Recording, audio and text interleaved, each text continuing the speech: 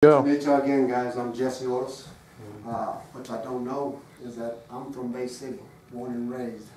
I'm 42 years old, and I've lived like most kids growing up. I had a pretty decent life. You know, parents were divided, but you know, I had family. They were always close by, and I played sports, finished school. I had the opportunity to do a lot of things that I can say some kids didn't. So I can say I have no excuses for the choices that I made, but I made them. And they were costly at times. I can tell you a time when I got addicted on cocaine. But the cocaine wasn't the first thing, it was the drinking. You know, drinking was, you know, we get together with friends and let's drink, buddies, let's drink. And drinking, if you let it control you, can become a scapegoat. It'll take your eyes off of things that are really taking place in life, because we all know that life throws challenges at us. And there's responsibilities. I became a father when I was 22 years old, and I wasn't there for my son. I chose to be out with my friends drinking beer and partying. Cost me my job many a times. The drinking led to cocaine.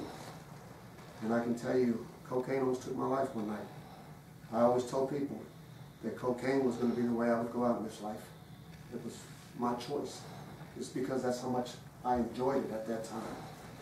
But it became people call it a monkey on your back.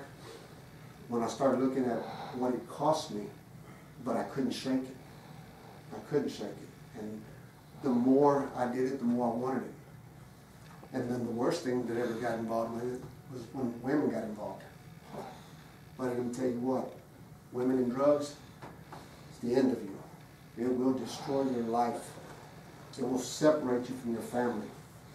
And it will cost you more than you can even realize. Most folks, it's costing their life.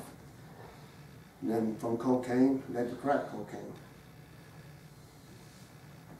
Playing up nights after nights, chasing that high that you'll never ever get again. I stole from my family. Once again, I lost jobs, lost friends.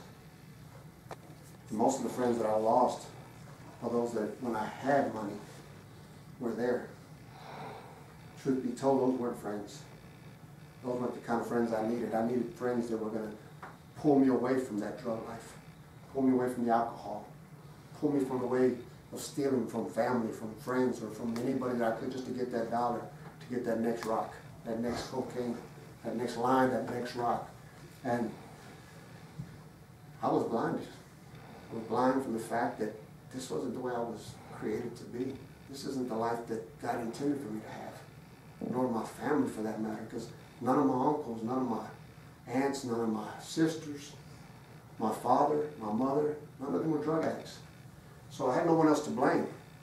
But yet I was always looking for someone to blame. It was always somebody else's fault. It was always somebody else made me do this. It was my friends. And one day, I stole from my dad the last time.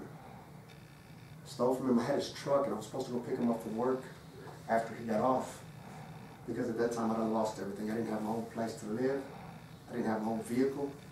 I didn't have my own dollar. So guess what? Let me steal from my dad, who's just let me use his vehicle to go look for a job and be there to pick him up when he was off work. Instead, I managed to find his checkbook, and I went on down the road to cash some checks, and I had a night out. And I woke up in the morning. No, I'm sorry, I didn't wake up. But I came around in the morning and realized that what I'd done was, because I'm out of money now, the highs done went away. And all I could think to myself was, man, I left my dad without a ride. I left him without a ride. And not only that, I took his money that he's worked hard for. If I would have just asked him for it, he would have probably given it to me. But I chose to steal it. So it's 6 in the morning. I'm still in Bay City. And I'm thinking to myself, man, I can't do this anymore. I can't shake this. I can't go back home. So I'm left there with two options, two choices really. And taking my life was one of them. And it was close. I mean, it got to the point that I can't get this off me. I can't shake it. I done lost my family. I don't have my son because, you know, he don't know me too well when I would come by from time to time. So my son didn't know me. And so I'm left there. Now, what do? If y'all know Bay City, it's about 19 miles from here. Somewhat. Well, it's somewhat 19 miles, 20 miles. Take back, I think it's about 30 miles. So, 6 o'clock in the morning, I got a pair of sandals on. I think I had jeans on that day. I took off walking. And I was on the other side of Bay City, which is over by Church's Chicken. If anybody's familiar with Bay City, it's on that end of town. And I took off walking in the direction of Wharton. And I walked. And I walked. And before I knew it, I was over by John Deere, that old railroad track that runs right alongside that. It kind of finishes there as you leave Bay City. But I walked. I looked back one time, and then the rest of the ways I looked forward, crying. Literally crying. I can't remember the last time I cried. But I was crying because I knew I done messed up pretty good. Walking to Wharton. Take my life for it. Find a church.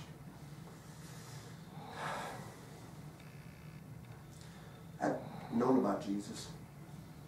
And I can't say I didn't like life, because I did. I did enjoy, part of me did enjoy life.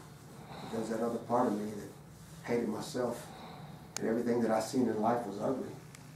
But the things that weren't ugly, which were my family, my son, that I didn't appreciate at that moment because I was too busy stuck on selfishness, the things that I thought was good for me at that time that I felt would benefit me. So I'm walking. I made up my mind. Somewhere along that route to Lane City is as far as I got. That's a ways, bro. It took me all day. And I thought to myself, I'm going to go find a church. I got to find a church. I got to find a church. I've got to go and find me a place where I can get right.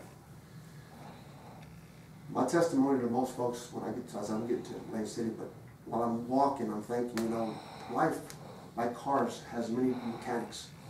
For your life, there's many counselors, many places to go. I've done the AA classes, and I commend those folks. Whatever it takes to help.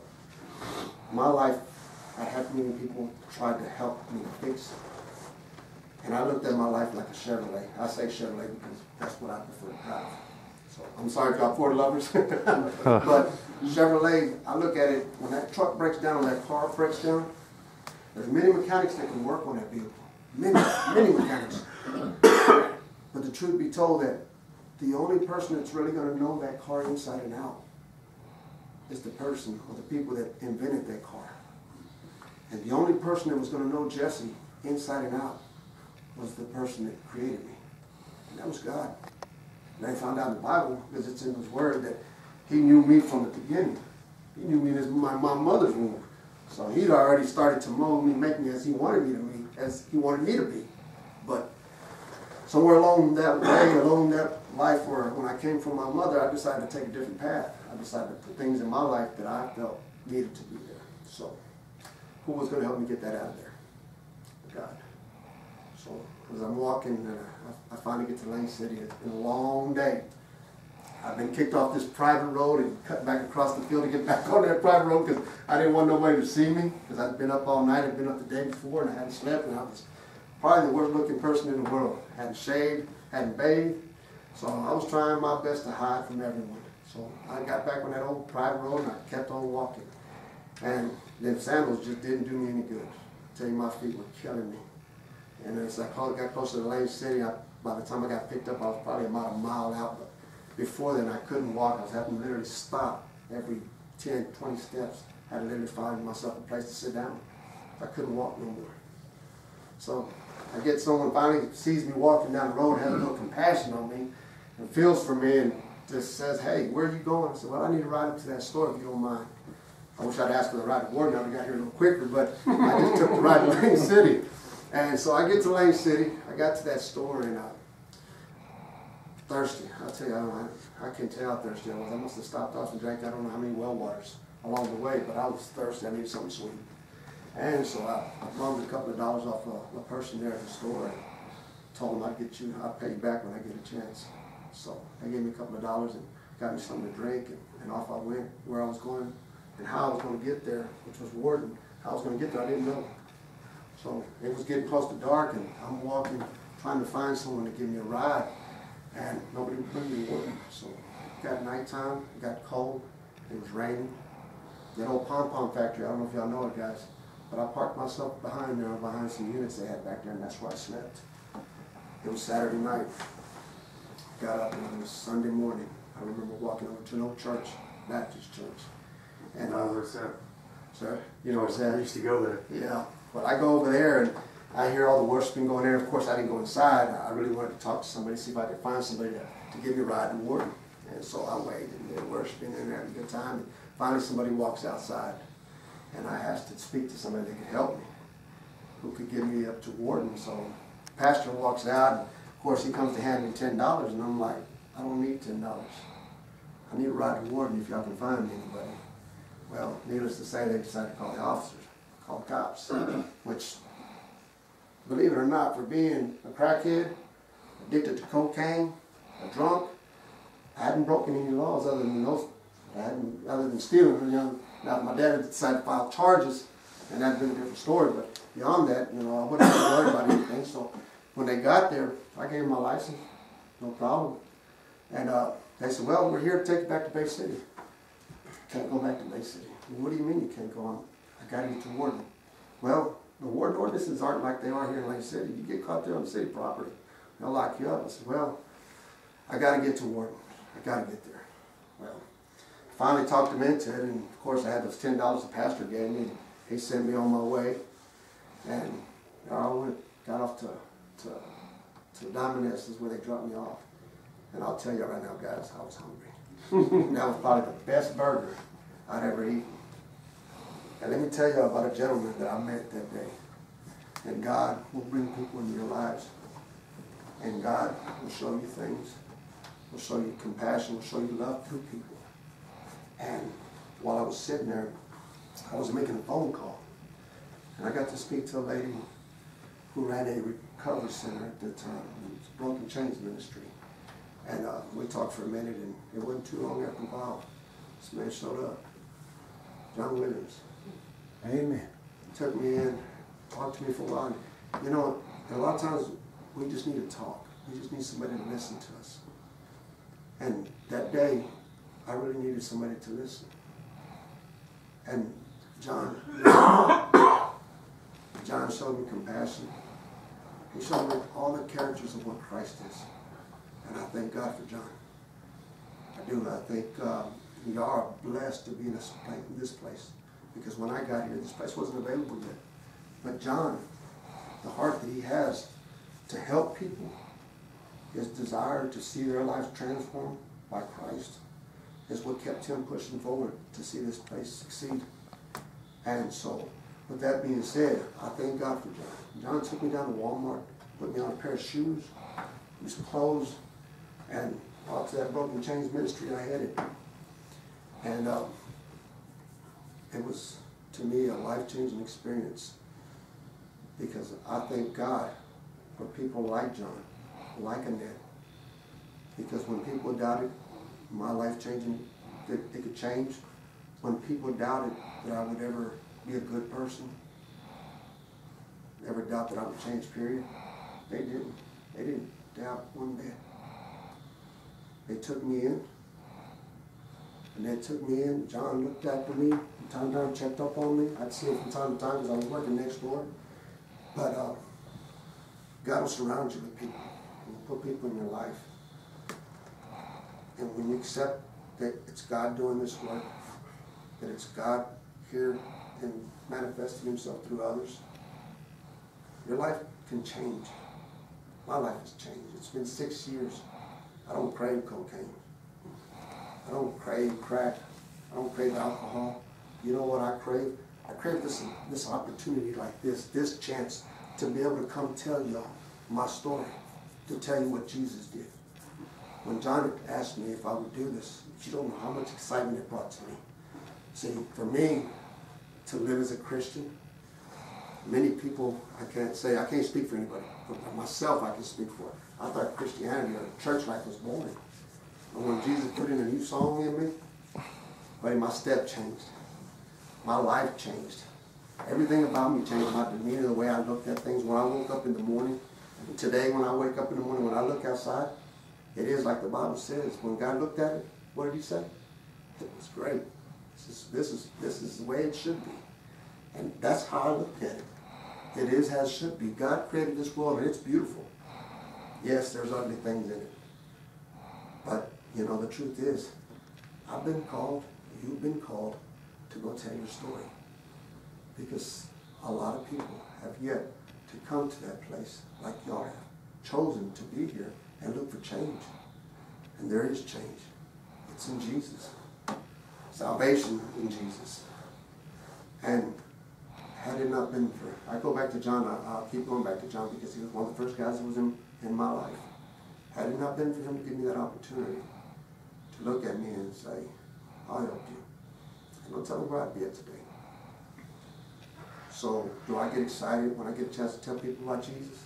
Yeah, I do. Because, you know, I know it's true that I can change, that I can live a better life, that I don't have to fight an addiction. My drug addiction was because I was either angry or lonely, and I tried to replace it and try to cover it and fill it with something else. I look at my life today, I go back to Bay City, there's nothing like going back home and hearing your aunts or your nieces and nephews saying, Uncle Jesse, or Uncle your name, bro. You know what I'm saying? That's the best feeling in the world. That is the best feeling to have your son tell you, Dad, I love you. Dad, I miss you. I can't wait to see you. Man, that is the best feeling in the world. To be surrounded by men and ladies as well that sit there and tell you, hey, man, it is good to know you. You're a great friend. That is the best feeling in the world. Because, you know what? We can choose to live with hate, or we can choose to live with love. I'll tell you what, love's a lot better feeling. And I thank God for that love. I thank God because through him, through John, through the Annette Brockmans, through the people that I surround myself with today, God shows his love every day through them. When I make mistakes, we all know we ain't perfect. And I'll never portray myself to be perfect, but I tell you right now, I'm not an addict. I'm not an alcoholic. I'm like what that Bible says in 2 Corinthians 5:17. I'm a new creation in Christ. All things have passed away, and all things have become new. That's who I am today. That's why I look forward to telling you guys, don't give up. Thank John every day. Thank God every day for this place. Because honestly, you could be right now in this area of your life. This is the best place you can be. And looking forward to tomorrow, the opportunity you'll have to impact another life. Man, I look forward to coming across y'all 2 months, 3 months, maybe a week from now, and y'all share something good with me. I love your testimonies. I love them, and they're going to get better, and they're going to get stronger. They're great testimonies. But God doesn't. He does more and bigger things. I look at my life, I got here without nothing, guys. I got here without a car, without clothes on my back, no job. Today I thank God for my job. I thank God for my car. I thank God for my house. I thank God for the clothes on my back. I thank God for the food in my refrigerator. All because of him. God, let me encourage you. Continue going forward. Continue trusting God. I promise you, he will not fail you. He cannot fail you. God will not go back on his word. He cannot lie. It's not in his nature. Men will fail you. Your friends will fail you. But God won't. And when people make mistakes, don't hold that in. Don't hold resentment, guys. It's like drinking poison and wanting somebody else to die. Forgive. God forgave us when we make mistakes. And God will continue to forgive us. Forgive others. And your life will continue to grow. You'll continue to change. You'll continue to grow. You'll continue to get better. 6 years from now, guys, I promise you, you won't be like you were today. 10 years from now, matter of fact, next month, you won't be the same. Tonight, when you get on your knees and you thank God for this life, when you wake up in the morning, you will not be the same. You will not be the same. God takes that hurt, takes that depression, and he puts a joy inside of you. But you can't contain that joy. It's impossible. You cannot stop that smile from popping up on your face when you think about all the goodness that Jesus is, all the things he can do, and all the things he will do. So my testimony is this, guys. If I can change, if God can change me, there ain't no life he can't change. Because according to me, according to my thoughts, I was the worst of the worst. And God showed mercy on me. God took me in, dusted me off, and little by little, he started to take out things that I put in that he never intended for me to have. He started to put things in my life that he always wanted me to have. And the first things were the most important things, and that was peace. And learning to forgive myself. And learning to understand